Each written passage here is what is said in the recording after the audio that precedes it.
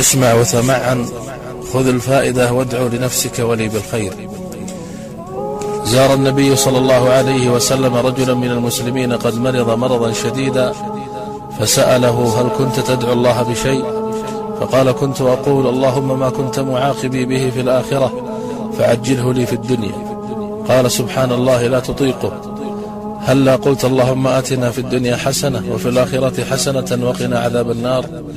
وقيل أن يوسف عليه السلام لما طال عليه الوقت في السجن قال: رب جعلتني في السجن طويلا، فقال الله: أنت سألت السجن فأعطيناك، ولو سألت العافية لعافيناك.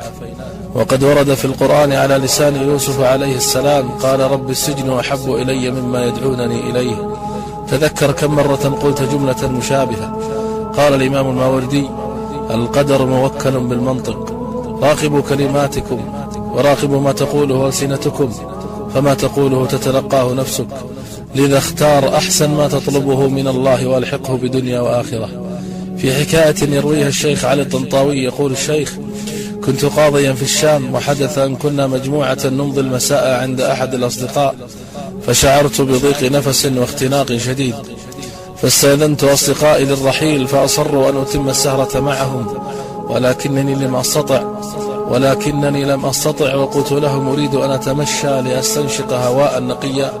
خرجت منهم مشيا وحدي في الظلام، وبينما أنا كذلك إذ سمعت نحيبا وابتهالا آت من خلف تلة، نظرت فوجدت امرأة يبدو عليها مظهر البؤس، كانت تبكي بحرقة وتدعو الله.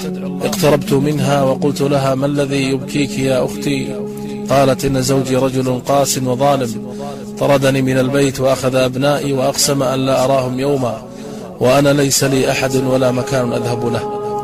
فقلت لها: ولماذا لا ترفعين أمرك للقاضي؟ بكت كثيرا وقالت: كيف لامرأة مثلي أن تصل للقاضي؟